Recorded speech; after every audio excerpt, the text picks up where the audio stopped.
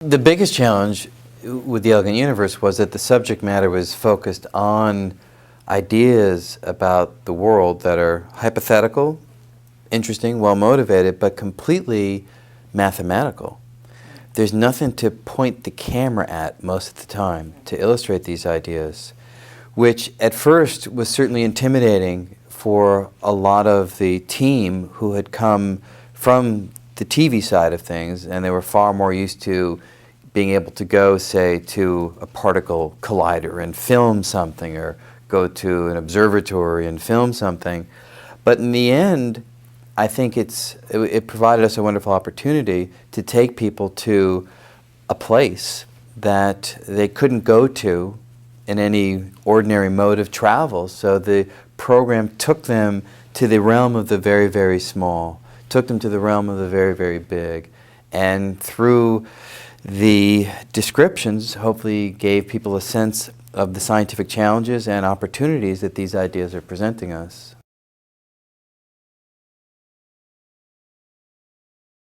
The fabric of the cosmos, we are, although there, I think, are a few more things to look at in this series relative to what we had in the Elegant Universe. I mean, the Elegant Universe is focused on string theory, which is focused really in the realm of the very, very small, 10 to the minus 35 meters. I mean, fantastically small scales.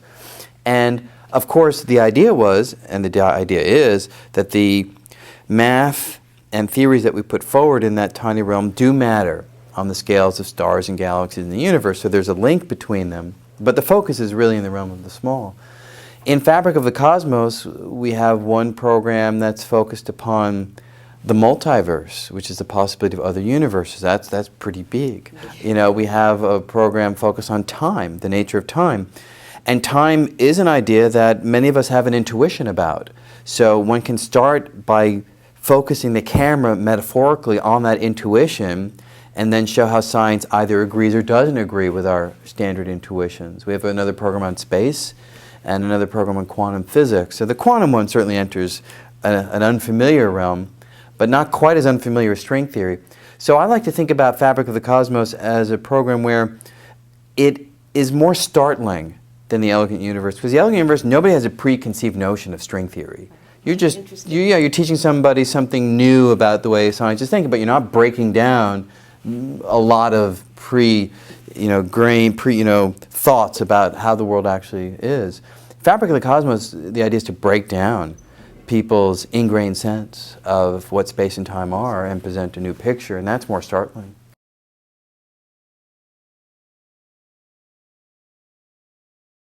There's a very interesting idea, which is that Einstein taught us that when you move, time for you elapses at a different rate compared to somebody who's not moving. Or if there's any relative motion between two individuals, their clocks tick off time at different rates.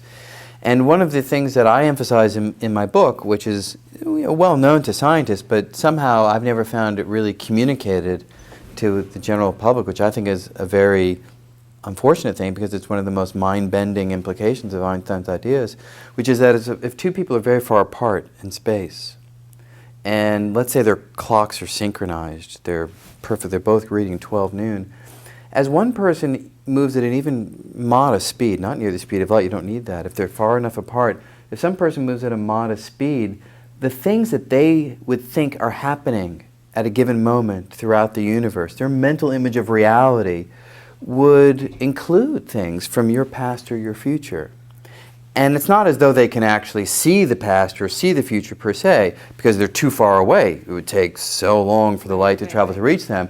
But, I hate to use the word, philosophically speaking, if they're talking about what is real, what is reality, their list of things that they can compile many years down the road when the light finally does reach them might include things from the distant past or the distant future, depending upon their motion, which is a very strange idea.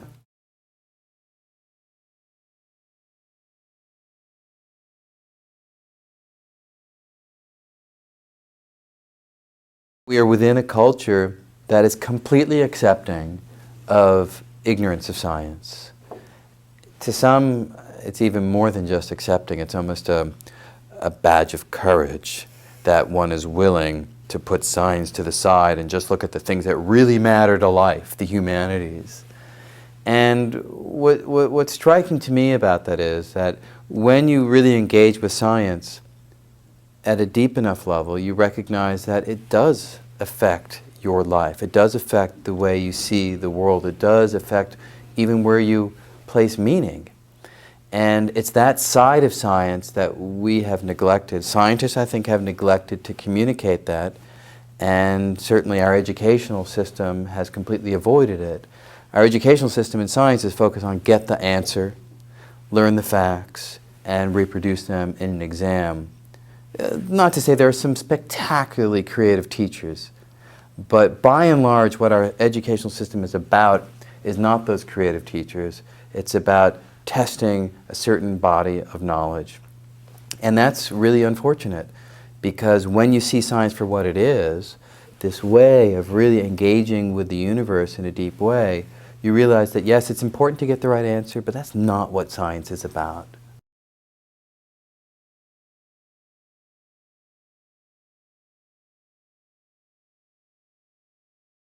Yeah, so it's a good point, and one that I've thought through before, because what is the right way of expressing this fact of our culture?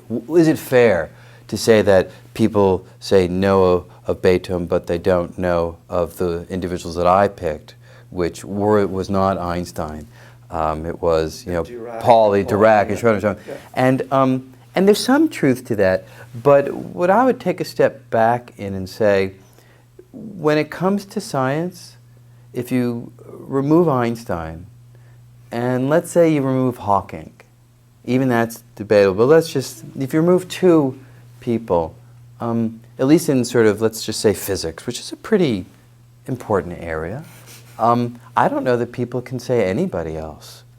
And many can't even say Hawking. So, in that sense, in fact, you can go a little bit further. Let's even take names out of the picture, because I'm not very good with names, so maybe that's not even the best way of framing it. What I would say is, people at a party would certainly expect that you knew something of Shakespeare's work. Not just Shakespeare, it's something about the work. You know Hamlet in some way, Macbeth. You may not remember the exact plot line, but you have some familiarity with it. Right. But when it comes to math, no. If you don't know how to take a square root, very basic operation, if you don't really know what it means to have a fraction, there are many people who don't. People can deal with them even if they don't know what they mean. That's okay. Pi, do most people know about pi? I wish I could say yes. I think most don't. They've heard of it, but so it's that disparity. It's that there's no sense of, and frame it another way, frame it in a very parallel way. At that party, I would say that if somebody was overhearing this conversation and in their own mind saying, wow, they're talking about Shakespeare, I wish I knew more about Shakespeare. When am I going to get the time? I'm going to read those 36 plays. That's important to me. But if this group over here is talking about, well, square root of 2 pi, people are like, they don't have that same internal sense of, God, I really wish I knew what they're talking about. And that's the difference, because you should have that sense, because that stuff matters as much to life. I think television is a real prime medium for making the value of science really apparent, because I think the hurdle for most people, the reason most people are not thinking I want to know about all that stuff, is when they tried to learn it in school, they didn't find it a very satisfying process. And they felt either that they couldn't get it, or they felt that it was rote, or they felt like it didn't really matter very much. And what we can do in television is present things in a way that people do get it, present things in a way where it is compelling, because you've got the drama and the story integrated with the ideas. That never happens in the classroom. And I think that combination is a very potent way of changing the way people think about science.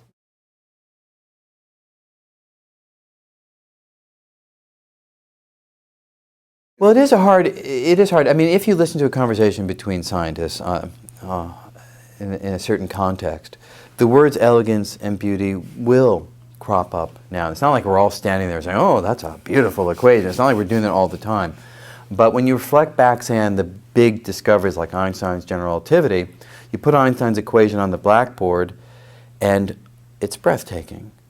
And it's breathtaking for some of the reasons that you're saying. You look at this little collection of symbols on the board, and that describes how space and time work. That describes how gravity works. That describes things that you wouldn't know about the world. And it's just this few symbols that have this extraordinary reach in their implications. You know, when you look at a painting, or you listen to a piece of music and say, that was beautiful, it's sometimes hard to articulate exactly what you mean by that. It's usually one of those intangible sensations where you just feel fundamentally moved. And that's what equations can do, because within them you have a powerful, insightful knowledge of some of the deepest truths that our species has ever come upon. And it's that breathtaking quality which is what feels emotionally moving. And it's very similar.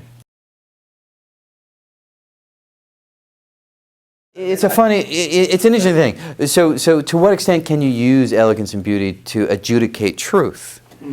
And it's a hard question, because it is the case that when we look at the main equations that have survived, they do seem to be fairly simple and straightforward.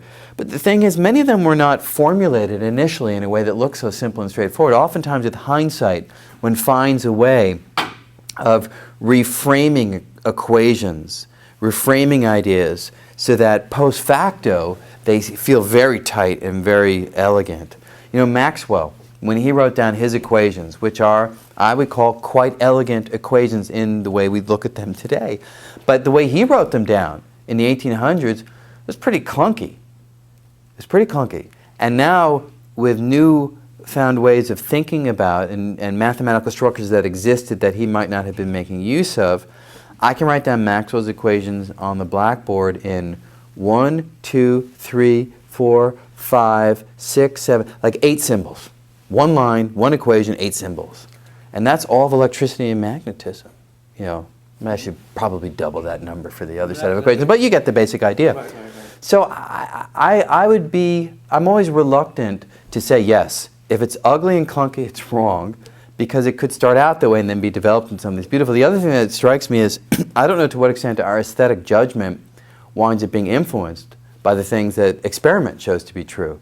Experiment shows it's true. You start to think about it, you start to mold it in a way that your judgment begins to shift to align with what you've learned to be true.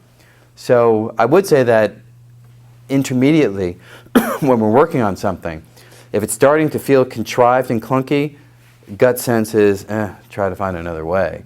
But in the end of the day, it's what experiment tells you.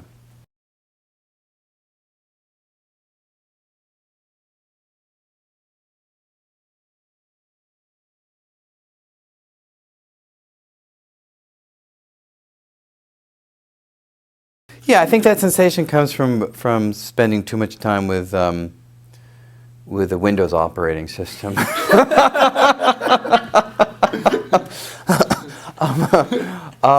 But you know, certainly there is a philosophical school that suggests that all of our thinking about the universe is nothing more than approximations to some underlying truth that we can never really see clearly, fully. That we'll never get, as you say, to a final explanation, a final answer. And that resonates with me. But I would say that there can be chapters en route toward whatever deeper understanding we're heading toward that can conclude. So the chapter that we've been working on is what are the fundamental ingredients that make up the universe. And it could be the case that it'll go on and on forever. Inside every particle we'll find something else, and a new structure will take over, and it'll just keep on going. It's also possible that we will get the answer, and that chapter will close. We'll know the ingredients, we'll know the forces, and then we can move on. And science doesn't end. You then use that insight to try to understand other things. So I don't agree that every single chapter will be unending. Some chapters can close. It is possible, however, that the number of chapters will always continue to grow in a way that you'll never feel like you've got the book of nature. No, it doesn't deflate me at all. I think that's what's exciting. There have been books written, The End of Science, and they may have sold a bunch of copies, but that's not where we're headed, or at least that's not anywhere close to where we're at. I mean, we have deep fundamental mysteries that have yet to be resolved. And I like the idea that there will always be mysteries yet to resolve. I do like the idea of closure on certain puzzles. I'd be a little disappointed if I was to come back 1,000 years from now and people are still scratching their heads about string theory. Is it right, is it wrong? I'd like to know, So I do think that there are issues that will be closed, and I hope that they will be. But it's exciting to me that 1,000 years from now, you come back and say, what are you thinking about now? And people say, oh, here are today's mysteries, and they lay them out. You get back in the game at that point because it's all about just trying to understand the universe better. Well, the collaboration in the Elegant Universe began with one producer from Nova, who I happen to, by chance, know not particularly well from another context. And she came to a talk that I gave at MIT, and based on that talk, said, boy, this would be a great television program, and she kind of wrote up a little one-page description and gave it to, I think, Paula Apsell. And then Paula there, shortly after that, contacted me, and we met and talked about it, and it wasn't immediate. They made me do a screen test. Well, effectively, they didn't call that. Paula, it's fine. But they had, a director who worked with me, and we did a little, 10 or 20-minute little thing. So he was trying out, I was trying out, we were seeing if we worked together. But I suspect if I would have been horrible in that little 20-minute thing, they might have rethought it, which is fine. They should have rethought it. If I was horrible, I shouldn't have been doing it, But that's how the relationship came about. And then naturally, when I was doing the second book, I went back and we discussed, Right. Although I did a prime time ABC hour on string theory before the Elegant Universe. It was a Brave New World series. It was Ted Koppel from Nightline and Robert Krulwich, a great guy there working with Peter Demchak. And we did a lot of the ideas in a somewhat more quirky way because Robert has a style that's a little bit different from Nova's. But we got through a lot of the ideas in an hour.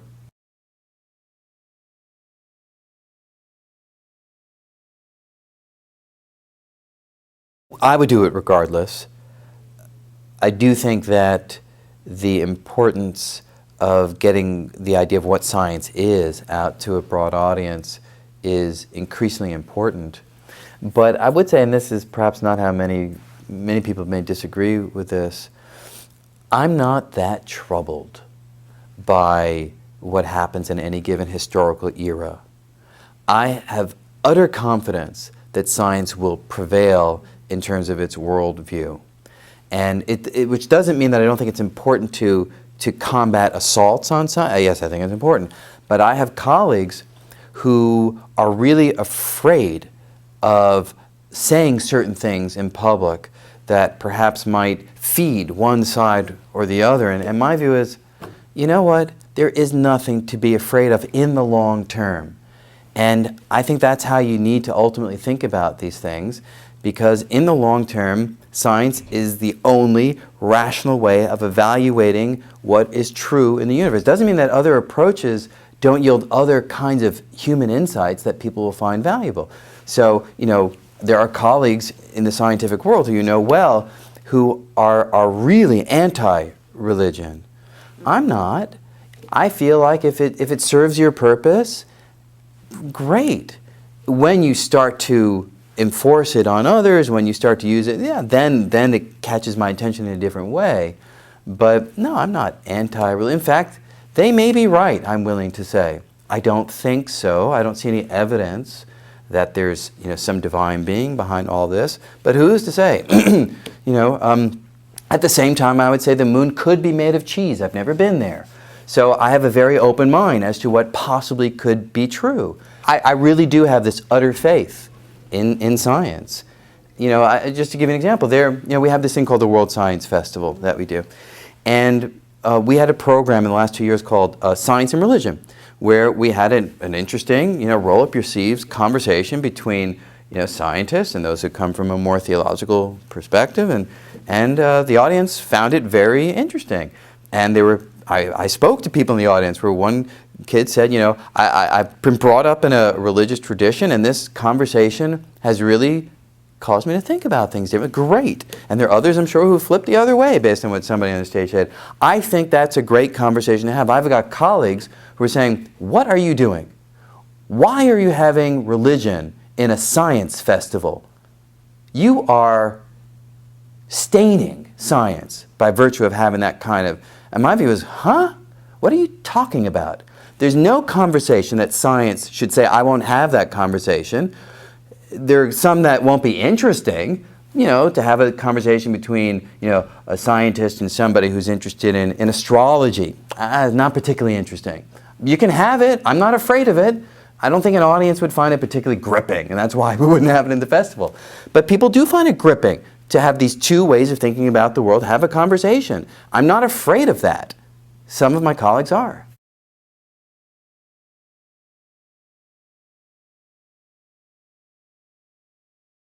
Yes, there are examples in history where if you get off on the wrong foot, you head off in a direction, it can delay certain insights. But I'm actually emboldened by those examples because ultimately in time, you get there. And I'm less concerned with what happens right now. I'm more concerned with ultimately where we're going to be. I think sort of big time scales. And I think it's very unlikely that we'll be derailed for 1,000 years. At this stage. Certainly at the very, very beginning of science, that is something that could happen. We're no longer there, and therefore the timescales of being diverted, I think, are tiny.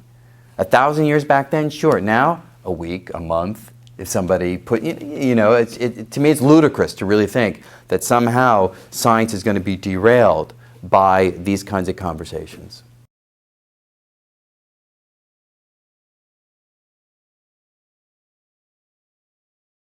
That's a very hard, the holographic principle is a very hard idea to explain, but it is one that has emerged from thinking in string theory, but also beyond string theory. Just the basic ideas of general relativity, Einstein's insights, coupled with some basic ideas from thermodynamics, even from the 1800s, things called entropy, concepts of that sort. When you put those together, there is evidence to suggest that all we see in the world around us, this thing that we implicitly call reality, may actually be a holographic projection of laws and processes that take place on a distant bounding surface. Much like a real plastic hologram, you have the hologram and you illuminate it appropriately and you can create a 3D image. The idea is that this holographic surface, far away, distant boundary, in a sense is illuminated by the laws of physics themselves. It isn't a laser, it's just the laws themselves that allow it to be manifested as a 3D world, even though the fundamental processes can be described as taking place on a 2D distant world that's very thin. And I can't say that I have a great intuition for this insight. I understand the mathematical derivation of it. It's very new. I think if it proves to be correct, in time, I think we'll have more robust ways of describing it in English. But that's sort of the best we can do right now, and I agree, it's a very odd and strange, but if it's true, completely mind-blowing idea. Well, I think number one, as far as the general populace goes, you need to have parents that themselves are excited about these ideas. I think it's very hard to communicate to kids an excitement if you don't have it already yourself. And I think the bottom line is the vast majority of people don't have that excitement. So I think, the thing to do at the first stage is to spread the excitement and enthusiasm of science more generally. So there are many ways to do that, through books and television, it's all serving the same purpose. But when you sort of get beyond that and say, what specifically can a parent do to try to get the kids excited about something specific like Newton's laws? Well, with my son in particular, we're always doing little science experiments. And so he's 4 now, and I'll come home and say, let's do some more science. Because science to him right now is, we make little, paper airplanes or paper helicopters. And, we watch them fall and spin. And I don't try to communicate any of the technical details, but I try to give him a sense of, this is something that we can understand, that if we fold the paper this way, here's what should happen. And then we do it and it happens. And that's science, right? Doing something and trying to get a sense of what should happen and seeing whether or not it does happen.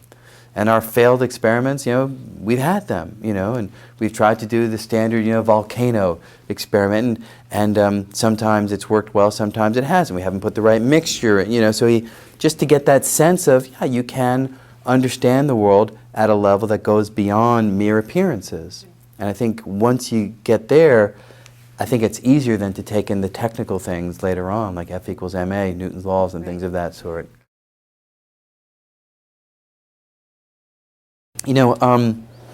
There are some things that I do feel that we unnecessarily try to drag kids through who don't need it. For instance, there is a push, and many kids take calculus. And for some, that's a great thing.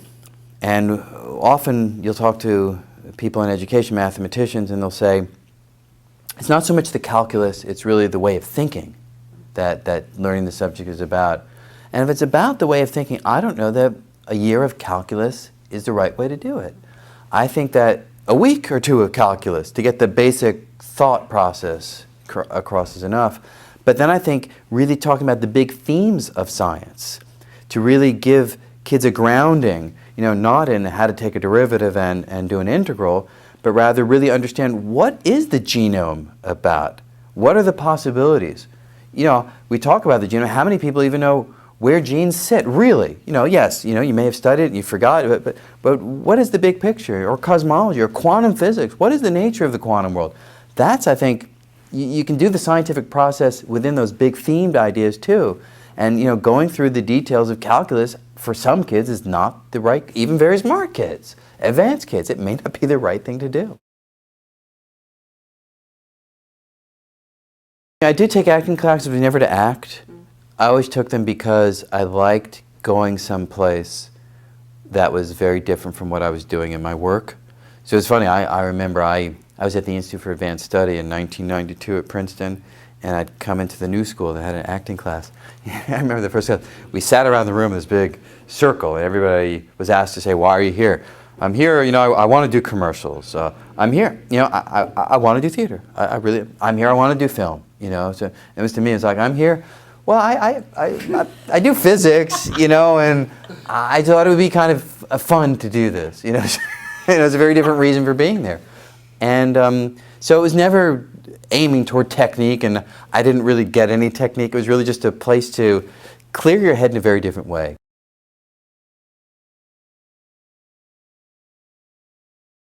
That's right, and I really do believe that. And sitting at your desk and being stuck, sometimes you need to stay there at your desk and just work and work and work. Sometimes I think doing something completely different, and not just riding a bike, great, all that. But the thing about these classes, which I have not done now in 15 years, I don't have time. But the thing that I really enjoyed about them was, after 3 hours, I'd leave and I'd feel like, man, I was in a different universe. I wasn't just riding a bike and then clearing my head. I was in this different universe, doing strange things that you don't do in the real world. And in that way, you felt really regenerated, I think.